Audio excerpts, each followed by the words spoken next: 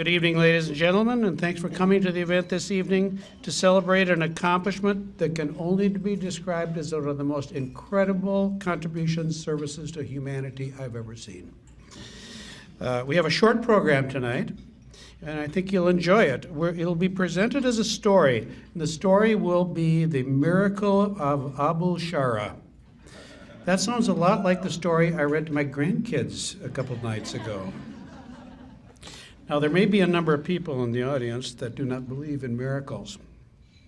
However, I'm going to ask you to withhold your judgment for about 25 minutes. At the end of that period, I want to invite you to determine if our friend Abu Shara's work in India has, in fact, resulted in a miracle. Here's the story. Okay, like most stories, it starts with a prologue. That's what we're doing right now, by the way. The first chapter after the prologue is actually not just Abu Shara, it's Wikipedia Abu Shara. You're going to learn something about this guy. The second part is going to be the vision. And of course, miracles have to have witnesses. So we're going to hear from some witnesses. Then we're going to have the audit of the miracle. And then we're going to find out miracles always have a reason. So we're going to find out why. Okay, we're going to have a number of people narrating these miracles. I'm Dana House. I'm a CPA, albeit I think I'm described as semi-retired. And I'm on the board of IVC and have been since its inception. The next presenter is Diane Kirby.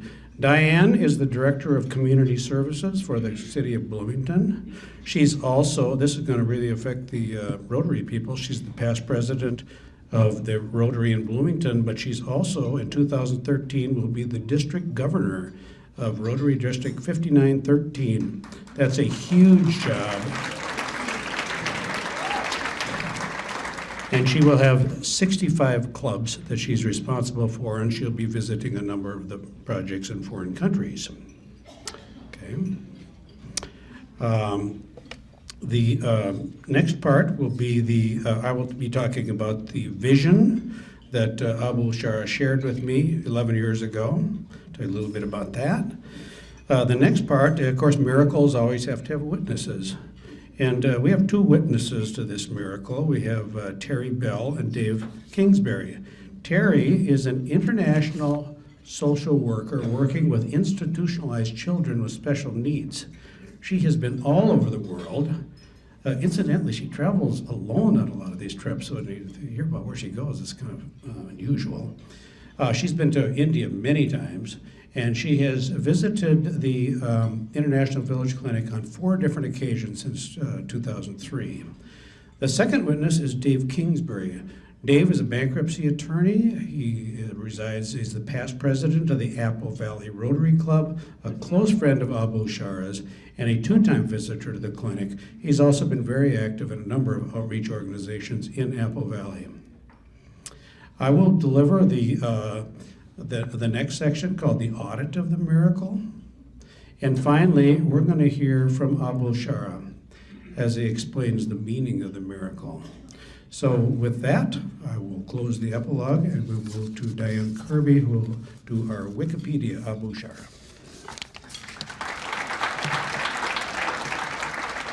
Good evening. Tonight, I want to share with you the inspiration behind International Village Clinic, founder and executive director, Dr. Abu Shara. You may have heard that Abu grew up a fatherless, impoverished boy from India, that by chance, brains, and hard work, he got an education, that he rose to senior engineering and marketing positions at Honeywell and MTS Systems. But there is more, and here is the rest of the story. Abu was one of 7 children born to a farm couple in Uttar Pradesh, India. Now, when I asked Abu for photos of him as a child, he told me that unlike most of us, he doesn't have any. In fact, this is one of the earliest photos that he owns when he was around 22 years old. Abu's father was a village policeman as well as a farmer. He passed away when Abu was just 6 years old. But unlike many Indian children facing similar circumstances, Abu got a break. He was taken in by his sister and her husband. His brother-in-law was a teacher who encouraged Abu to study hard. So he graduated from high school, which was rare back then. He excelled in his studies, not surprisingly, winning scholarships first for higher education in India, and then here at the University of Tokyo in Japan. Abul continued to work hard, earning a master's degree in mechanical engineering. But he did take a break now and then, whether participating in a quartet during a foreign student trip or attending a reception in Tokyo where he met the future Emperor and Empress of Japan. After earning his master's degree, Abul flew across the ocean to study at Carleton University in Ottawa, Canada. There, he earned a doctorate in engineering physics in 1969 and taught for a while.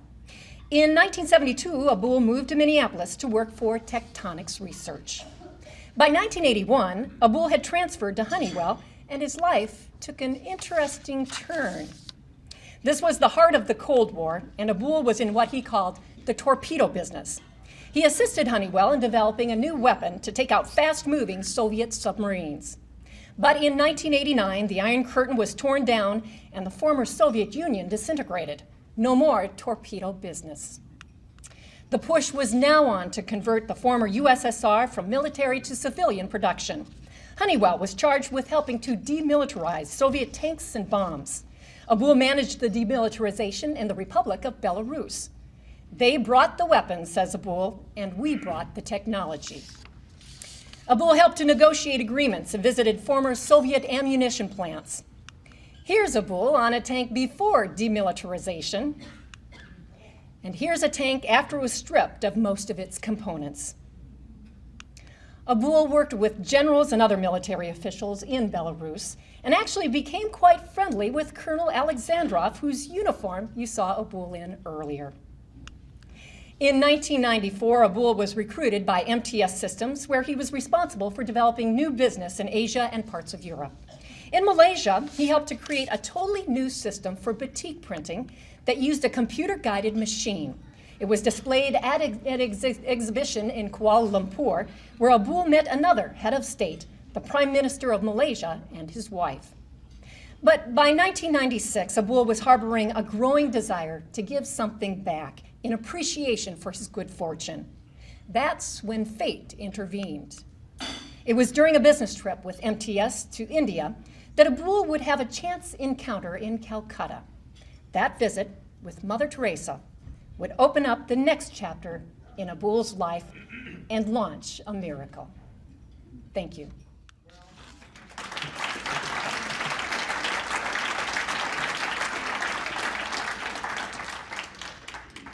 In June 2001, I received a telephone call from Abul. I had worked with Abul 20 years earlier as my firm was providing accounting services for his employer. However, I had not seen or heard from him since he'd left the company. Abul came to me. Abul came to me. Should I just talk loud? Okay, there we go. Can you hear me now? Yes. All right. Abul came to me with a very moving story, which he'll relate later. His story was so convincing that I agreed to provide some financial support for him and joined the board of directors and became treasurer of IVC. His resources at the time were very limited. In fact, they were comprised of a section of vacant land. That's the clinic. A mobile clinic, and another vehicle for transportation purposes. That was 2001.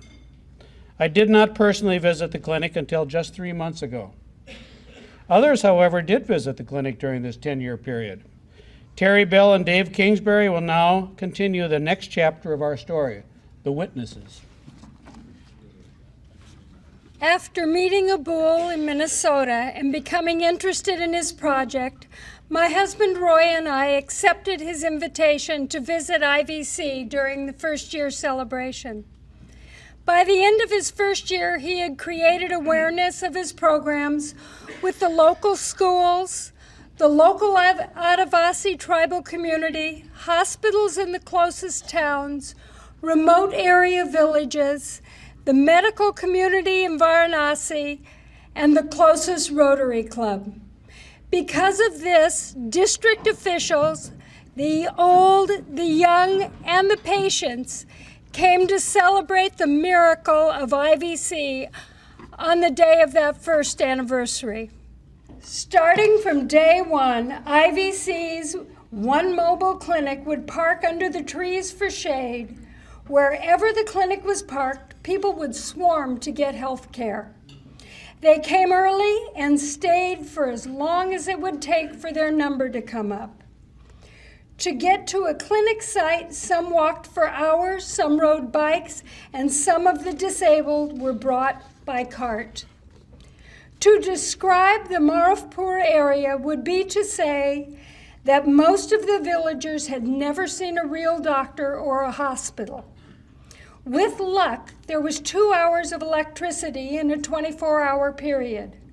Most of the businesses were held outside in the street, and strangers, such as the likes of my husband Roy and I, were absolute oddities. Until Abul and IVC arrived, for the local population, doctors and surgeons were frequently people with knives who portrayed themselves as medically knowledgeable.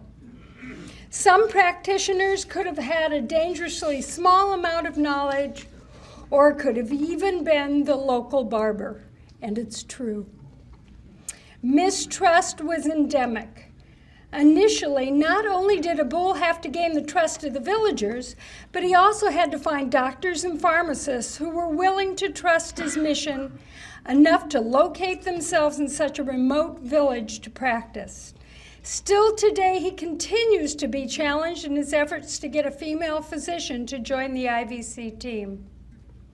But the doctors and the pharmacists did come, and they treated patients in the vans and in the original small IVC building.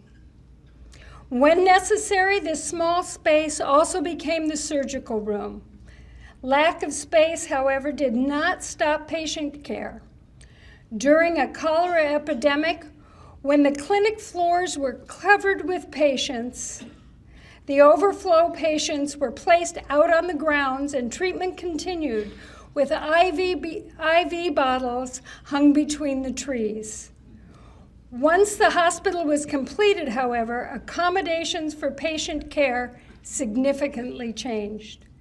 By the time we arrived, the first floor of the new staff residence had recently been completed and construction on the top floor had just begun. IVC was growing quickly. For me, one of my biggest IVC aha moments happened during a later trip. I was observing during a preventative care clinic when I met a 12-year-old girl and her baby sister. It struck me that she and her sister told the IVC story. This girl could barely hold her baby sister, who had the advantage of both prenatal and postnatal nutrition through IVC. And older sister had not had any of these advantages. The difference was astounding. So many issues, large and small, went into building what IVC became today.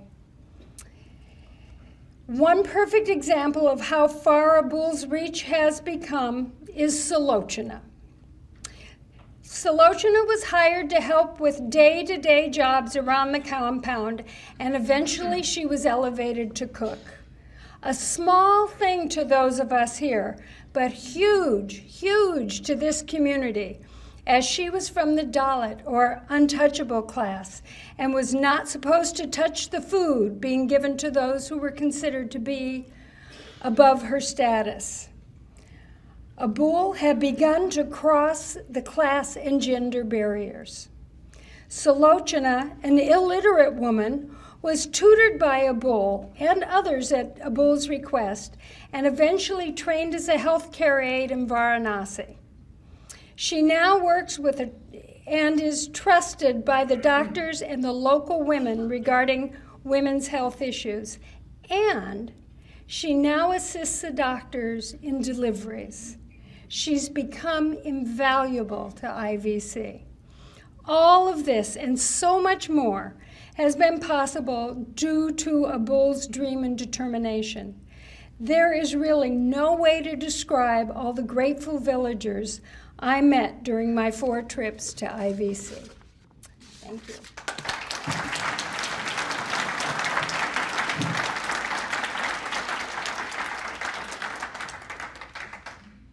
Good evening. Here's the audience participation part of the program. Who's involved with Rotary here? Can you do a show of hands? All right. Well, Rotary is a big piece of the story of a Bull's Clinic. I think you'll see, and I'm a Rotarian. I'm in the Apple Valley Rotary Club, and I've been to IVC on 2 separate occasions. And the first one was in 2008, and I was on a small group of, with a small group of Rotarians visiting a lot of different humanitarian projects all across India, and IVC was one of these stops. And actually there's at least one person, Karen Triber's in the room. She was there as well, so she's another witness, although she won't be up here this evening. But it was plain to all of us to see that this was a really special project. We spent some time there, and went back to Minnesota. On my return, I spread the news to my local Rotary Club, and we've it started slowly, but we've supported IVC ever since. And I'm pleased to report that recently my club presented IVC with a check for $10,000, which is the largest single contribution from any single Rotary club, and there's many involved in this project. But beyond that, you know, the variety of services, and you'll see tonight, Terry did a great job, and Dana will tell you, and you'll see a lot more from Abul. The variety of services that IVC provides to the rural poor in India, it's mind-boggling, it's staggering, it's hard to describe. And I had a really difficult time coming up with what I was going to talk about tonight, to give you just a little piece of my experience and my family had when we were there. So I'm going to share with you a very small piece of my experience from my second trip, which was very early in 2011. IVC has got a three-prong approach. One is prevention, and if I can get this to work, here we go. Prevention involves many different components: vaccinations, health education, family planning, as well as their nutrition program. We're going to talk a little bit about their nutrition program. And malnutrition, as I'm sure you can imagine, and if you can't, this will be the first time you've heard it, it's a big problem in India. Proper nutrition greatly reduces the frequency and the onset of many illnesses and conditions, and quite frankly, in terms of the dollars invested in healthcare, it's the biggest bang for the buck. And so I think Abul may tell you later that's what their focus is these days, along with their curative program and the other things that they're doing. So early one morning, just to give you a sense again of what we're doing, this is Dr. Nadeem, one of the staff physicians there. We drove out to an outlying village, and a crowd of mostly women and children were gathering. There's a bull, Dr. Nadeem again, and gathered. And they're in this program. Basically, there's a village health worker that tracks the folks in the village, identifies who their pregnant women are, and they receive some prenatal care, and their children receive nutritional aid through the age of 5 years old. And so we were privileged to be there that morning. It was just a great time to see the work that they were doing. The kids were being interviewed and weighed and measured by the staff people there. They're also getting their can of nutrition. And that's a flavored powder that contains protein, vitamins, minerals. It costs roughly 100 rupees, about $2 US. They buy in bulk, so it's about $1. So a little bit goes a long way. It lasts an entire month. The general improvement on just in the health and well-being, where you saw the photo of the young girl and her little sister that Terry showed in her piece of it, it's just really astounding. There's other things that go a long way, and there it is right there, pistachio flavored for the local taste, of course. Goes a long way. They get the vaccinations, they get pills for calcium, iron, vitamin A, but this is really significant. You'll note as we go along here, and it's all about the kids, folks. A couple of Western people in these pictures. That's my beloved Kathy, my daughter Madeline. I thought the work Abul was doing was so important. I really wanted to share it with my family and especially the next generation.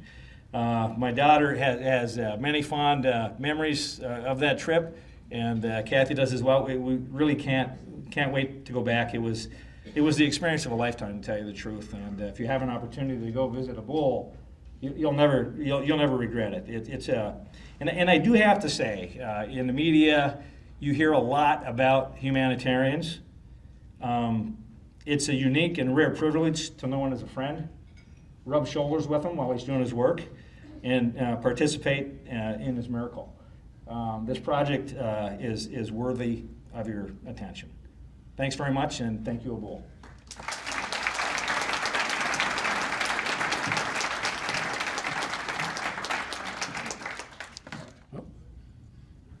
Audit of the miracle. Some of you may have seen this article in the Twin Cities paper 8 days ago. It says there, CPA audits medical miracle in India. Well, I'm the CPA who did the audit. And it's a bit of an unusual specialty in our profession. I think I'm the only one I've ever heard do it. But nevertheless, I did it. I want to present to you the results of my audit and my conclusions of what I witnessed. I'll supplement my findings with photos for verification purposes. First, a little financial background may be in order to put my audit in perspective. IVC was and always been the creation of only one man, Abu Shara. Abu began this activity after retirement and began with very limited resources. He received some financial backing from a small group of individuals of whom who remain as supporters to this day. As IVC grew, he also began receiving financial assistance from a number of Rotary clubs for capital costs. However, his budget never exceeded $120,000 a year. Let me repeat that. His budget never exceeded $120,000 per year. Very important to recognize that because it's going to affect the other parts of my audit. My audit was focused on 5 different areas: the facilities, the vehicles, the staff, the curative, and the preventative programs. I'll cover each one of those fairly quickly. First of all, the facilities. Being familiar with IVC, I expected to see a clinic. Upon my arrival, I saw something quite different.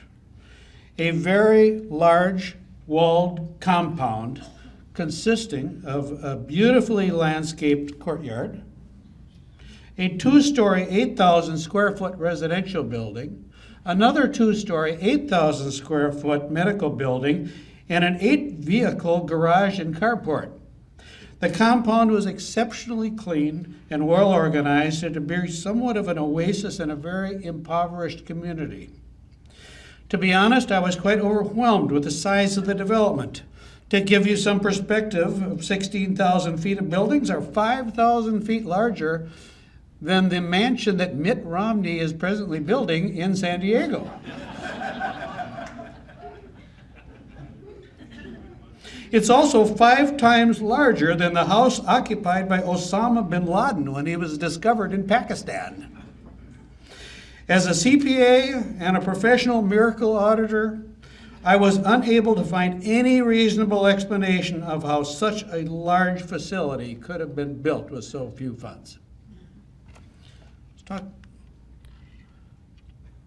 residential building, medical building, solar panels, powered because power is unpredictable there. 8-car carport garage. Vehicles. My review of the clinic vehicles resulted in a similar experience. Instead of finding a mobile clinic, ambulance, and possibly a service vehicle, as I expected, I found an entire fleet of vehicles, housed in an 8-car garage and carport. In addition, a new brick building. Well, first of all, I'll show you the mobile clinic. This is the first mobile clinic. He's very proud of this mobile clinic, by the way. You saw a picture of it earlier when it was brand new. You can see it's a little rusty now. It does also have some problems. For example, Yeah, it's got some problems. But no problem, because District 5950 Rotary has now presented a bull with this incredible new vehicle.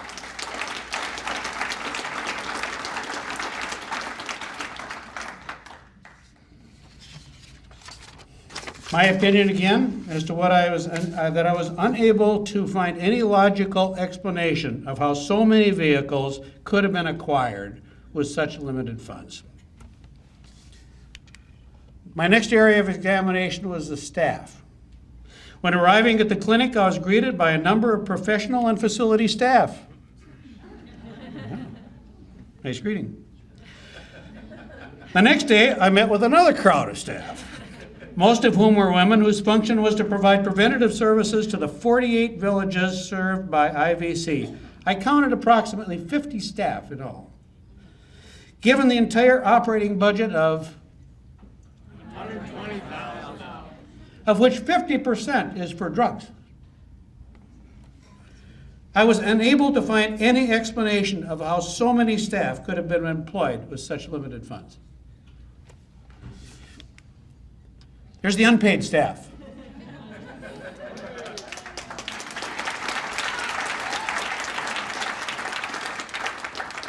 Now the curative program. Remember, there are two programs, curative and preventative.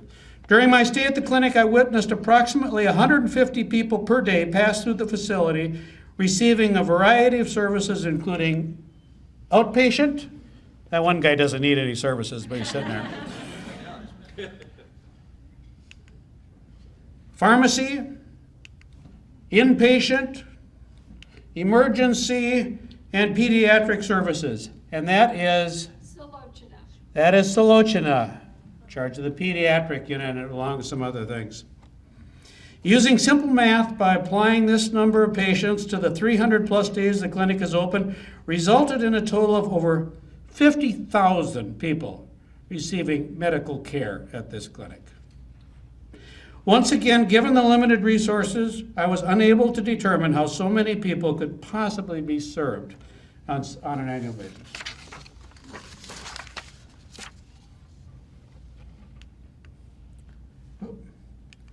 Preventative programs. I visited 6 villages during my audit and witnessed hundreds of people, mostly children, receiving inoculations, vitamin supplements, counseling, and training programs. There are over 48 villages totaling 150,000 being served under this program. Once again, I was unable to determine how so many people could be served with these limited resources. Having witnessed all of the areas that I have described in my report, it is my conclusion that it is not possible to explain what has happened at IVC by natural causes. Given these findings, combined with the circumstance that the clinic was created by an individual who began his mission upon retirement and has no medical background, I hereby certified International Village Clinic as a miracle.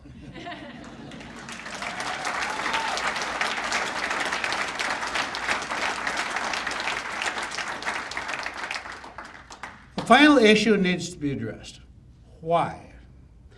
I want to now introduce you the one person that can answer that question.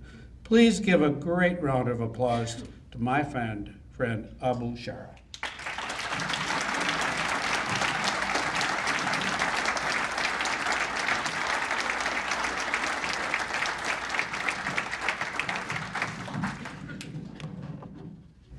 Well, Dana, thank you very much for the generous introduction. I don't know if I really deserve that. And thank you all who came before me to tell the story. You told it better than I ever could in the last 10 years. Good evening, ladies and gentlemen.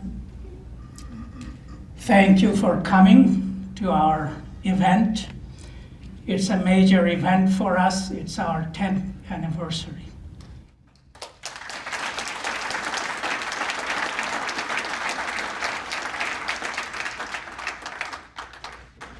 I hope you enjoyed the Indian food,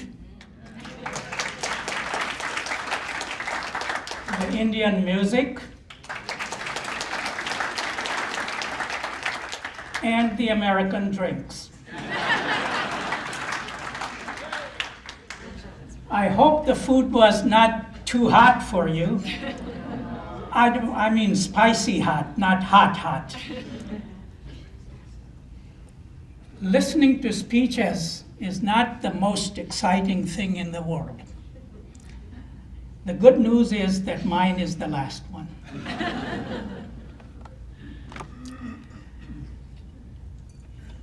You heard from my colleagues, my supporters, from Dana House, from Diane Kirby, from Dave Kingsbury.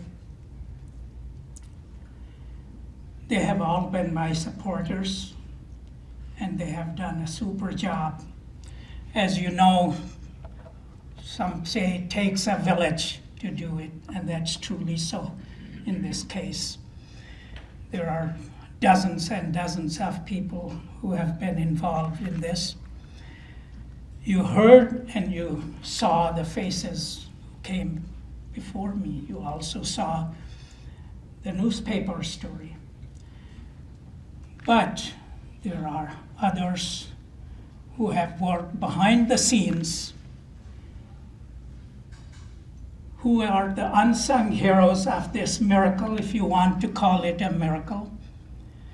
And before, or let me put it this way, you heard from these folks before, Dana, Diane, Dave.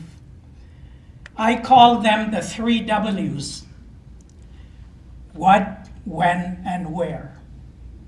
I'm going to talk about the 4th W, which is why.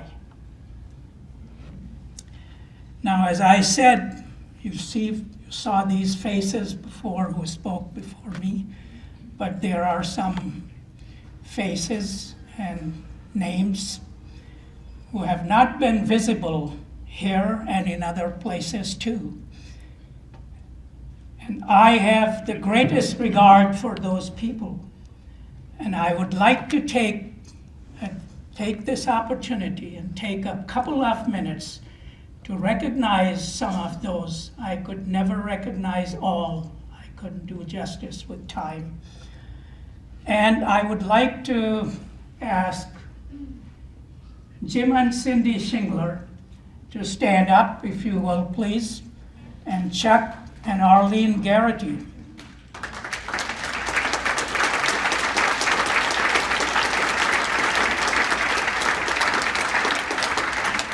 These are the people who have never been visible. They are not our board members. They have never tried to be visible. But I know where they come from. These are the people, Jim and Chuck, that I have known from the day my steps touched Minnesota when I came here. They have been my friends. They have been my supporters in this cause. Jim and Chuck have helped me with their wallet, with their time, and above all, with their trust in me, which I honor this evening.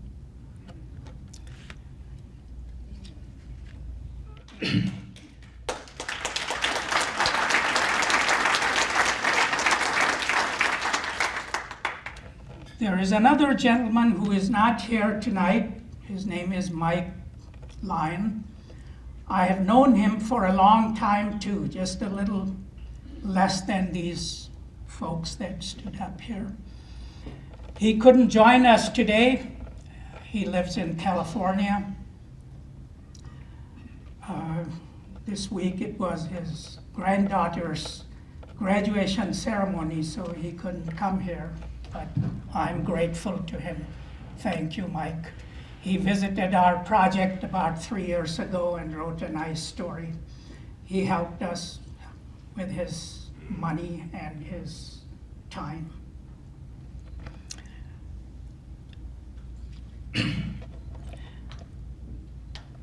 another two ladies, my very good friends, who couldn't be here tonight, and they are not in this world either. And my heart goes to them. They were from Hawaii. They were introduced to me by a friend. I didn't know them at all. They didn't know me at all before 2001, but within a year they became our most ardent supporters. They had a small family foundation in Hawaii, and they gave us the largest grants for the largest number of years since we were founded. 3 years ago, one of the sisters passed away, and last December, the other sister passed away. The other sister, a year and a half ago, had to close their foundation for personal reasons. But after dissolving their foundation, they sent me a $90,000 check to say, Abul, we like what you are doing, we believe in what you are doing, and here is a token money. This has no strings attached to it. You can spend it any which way you want. We want your organization and your people to work in these areas. They knew India, and therefore they could appreciate what we were doing. I will always remember them, and I'll always be grateful to them. Another friend who is not here tonight on this occasion is Dave McCuskey. He is a retired Dorsey attorney whom I met in 2000, in fact in 1999.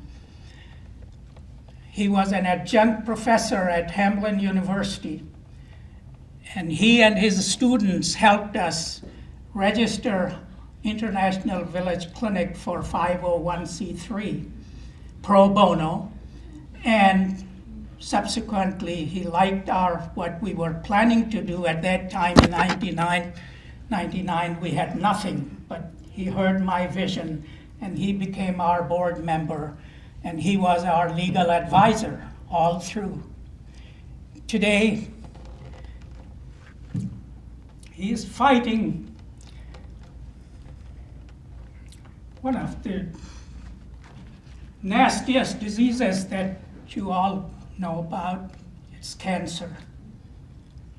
I pray that he will recover and hopefully join our board meeting later this summer. As I said before, it takes a village, and there are many more foundations, churches, and individuals who have helped us all these years. I can't name them individually, but I'm grateful. I'll be grateful to them as long as I live. My part of the story, why I am doing what I'm doing. There were two triggering points for me, or you may call it two inspirational points. First happened about 20 years ago. I still lived in Bloomington. I've lived all my life in Bloomington. I can claim to be maybe the most senior Bloomingtonian in Bloomington. But at that time, I had a house. Now I live in an apartment because 6 months I'm away.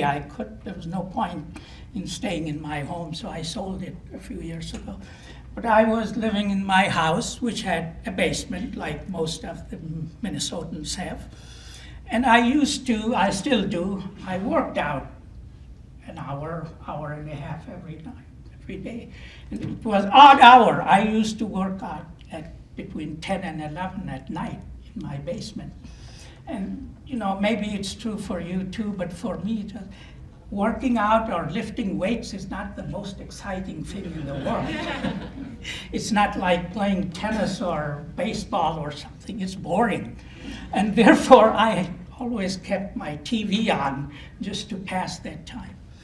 This particular evening, I started working out and I had my TV on, and someone came on that screen. I would not go through that story because that would take another 15 minutes. That story just hit me hard, which I had never experienced before. I turned the TV off and started reflecting on my own life, because that person, that's what he had done. He was reflecting on his life. I started to think about my past and reflected on my life. And I said, I was 6 years of age. Diane mentioned that briefly, when my father passed away.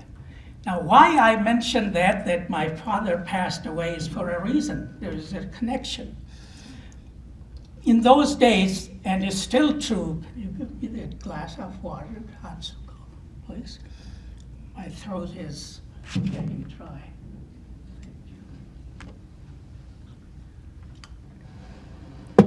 The reason I mention that is, as I said, in those days, and it's still true, is that father was the main character in your life. If you lost your father, he was the breadwinner. He was the person who put bread and butter on the table. If he passed away, there was really no future left for you, unless you were a rich kid, which I was not. And therefore, for kids like these, the future was to help their family work in the farm, field, or shops, whatever it was. So the chances for my education in India was almost zero. Somehow things worked out. I again wouldn't go into the details of it. I graduated high school, went to college, and as Diane mentioned, after a few years, I got a scholarship to go to Japan, finished my master, went to Canada on a fellowship, completed my PhD. If I didn't get those scholarships and fellowships, I didn't even have the money to travel, much less support myself for education. And then in 1972, I came to the United States. And this is, I was reflecting, just thinking about my life while working out.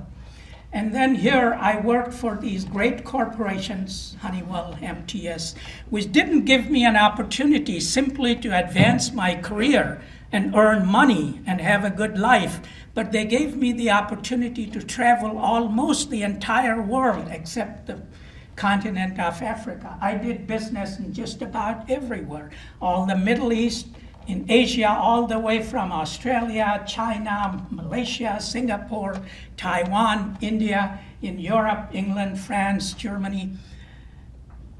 And I said to myself, hey, what more can you expect of life? I said to myself, you know, I was talking to myself just as we all do from time to time. And I said, Abul, you should never forget that you are not the brightest kid out of India. There are 1 billion people there. There were kids a whole lot smarter than me in my class in school in India. So it was not my brain. Someone might call it luck. Some might call it opportunity. Some might call it timing. Whatever it was, but it was that. And I said, I must give back.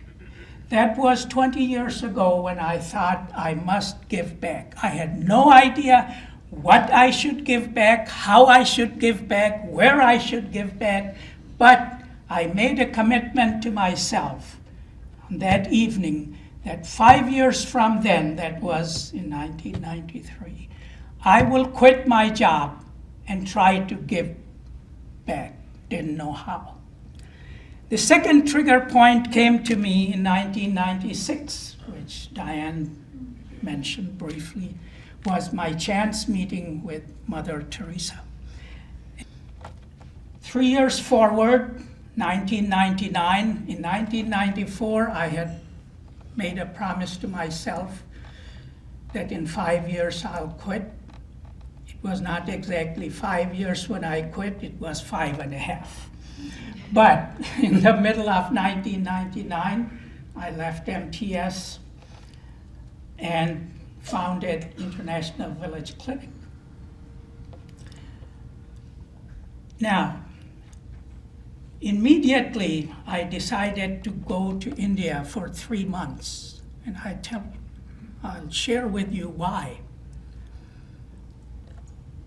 You know, I left India when I was a young man. I went to India many, many times between 1994 and 1999 on business. But on business, when you go, I had been covering all Asia, so when I would go there, it would be 3, 4, 5 countries I wanted to go. I wanted to finish my business, get on the plane, and leave, go to the other country. I had no time to go anywhere else, and I was going only to the cities, not the villages at all. I didn't really know what the situation in these villages was, and that's where I wanted to work, not in the big cities. And I was apprehensive. I was thinking, hey, here I retire, and I'm making a commitment, my life, to go and spend the time there. What shall I do? I don't even know what I really want to do. Will I make any impact? Is it just useless? It's a large country. I may be going there and wouldn't satisfy me. Maybe I should just forget about it, play golf here, go to other countries. I've seen the whole world, but I was doing business. Now I can go there for pleasure. But there was something pulling, of course.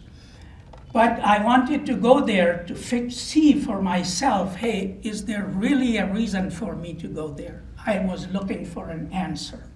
So I went there for 3 months. And I stayed in a small hotel in Varanasi, and I would go to these villages hiring a taxi. Sometimes spend 3 or 4 days in the villages, just talking to people, trying to figure out. In Varanasi city too, I was talking to businessmen, to social workers, to doctors, all kinds of people, just to understand and gather knowledge, try to make up my mind. And I met this one doctor. He's an ophthalmologist. He is a prominent eye surgeon in Varanasi. They are very rich. He has his own private hospital.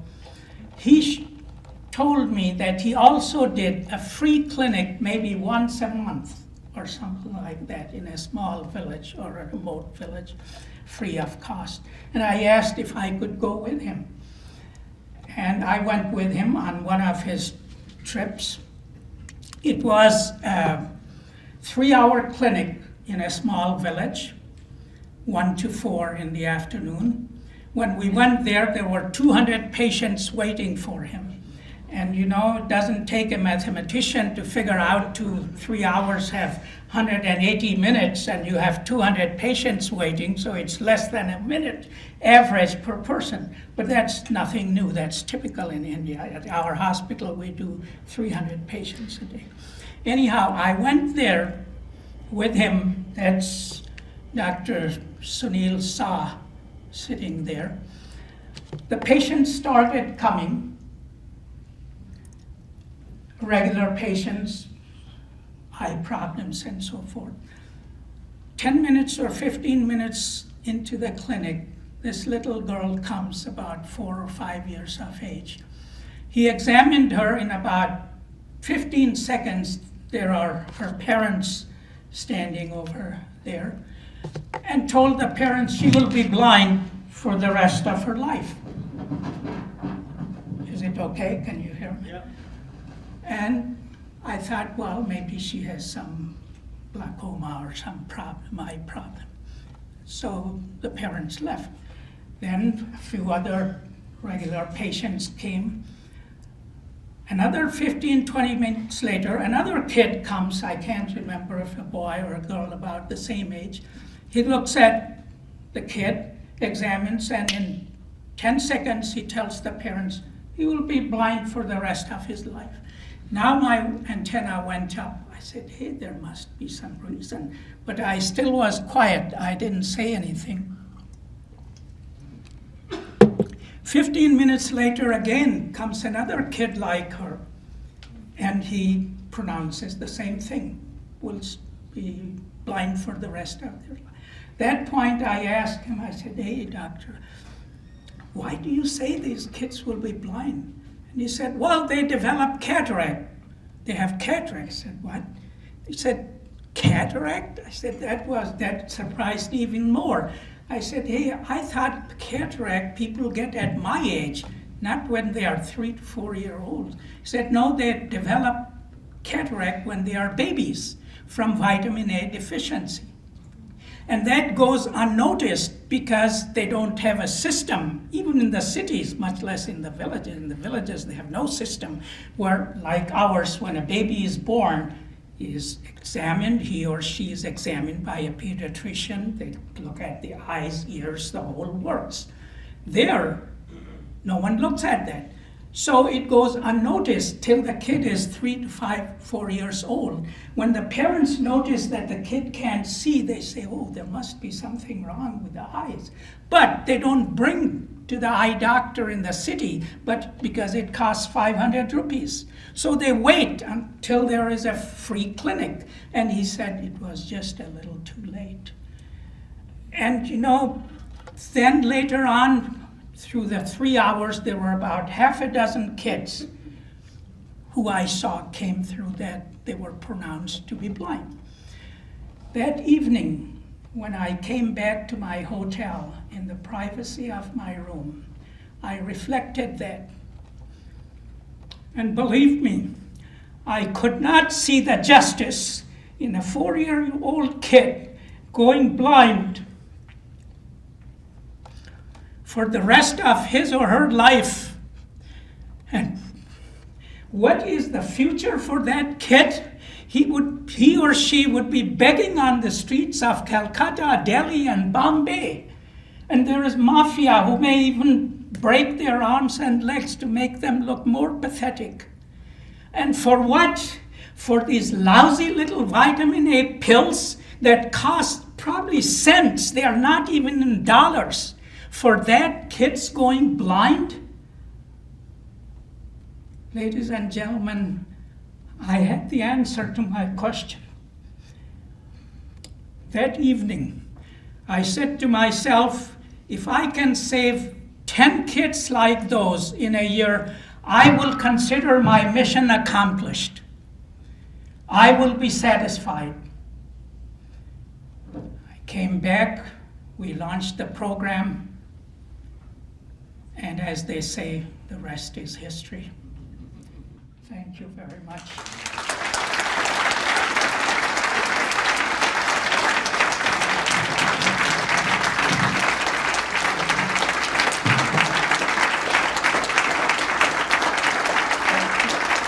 Thank you for coming. Thank you for listening to me. You are great. Without people's help, we couldn't do this. The chapters of the story are over, and now we're into the epilogue. We've reached the epilogue in our story, which of course involves a request for some financial assistance to continue this miracle. Even the feeding of the 5,000 started with some loaves and fishes, and for International Village to continue this miracle, it needs a few loaves and fishes. Before discussing possible donations, however, I want to share with you a question that I get all the time. The question is, why India? Since there are plenty of great causes right around in our city, why do you give to a clinic in India? That's a fair question, and I want to share with you my answer. Well, most people in this country are fortunate enough to give to multiple causes. And I think of our family's contributions in the form of a pie chart. For each slice of the pie, there's a reason, there's a purpose. For example, we have a slice for our church.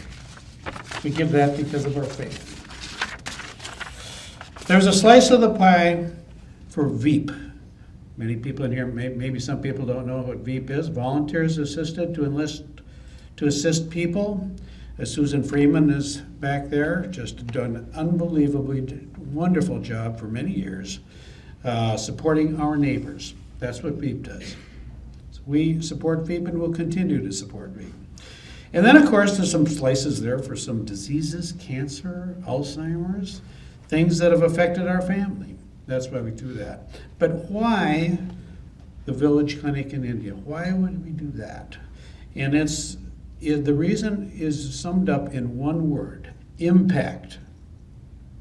You see, we're not a wealthy family, and we can't contribute millions of dollars to a cause to have a personal impact. And most of the things that we support were contributors, which is just fine. However, I like to have one slice in the pie where I can actually say that I'm personally, our family is personally affecting directly many people. You know, International Village Clinic does that better than anything I have ever seen. That's why we support this particular organization. We want that one slice in the pie that really has an impact. Diane and I are going to talk a little bit about what that impact is. We've done some work in trying to figure out what IVC does. Diane, let's talk a little bit about. Right, Abul talked about the impact of just a couple of cents and a vitamin A drop preventing a child from going blind. For just $3 a person, Abul can treat someone at his medical clinic. $3 a person, $3,000 treats 1,000 people. And on that note also, there's 48 villages that International Village Clinic serves. In that area, he's been there for 10 years. Abul talked about trying to wipe out blindness for, what did he say, 10 kids? He's wiped it out for all 48 villages in 10 years. Unbelievable.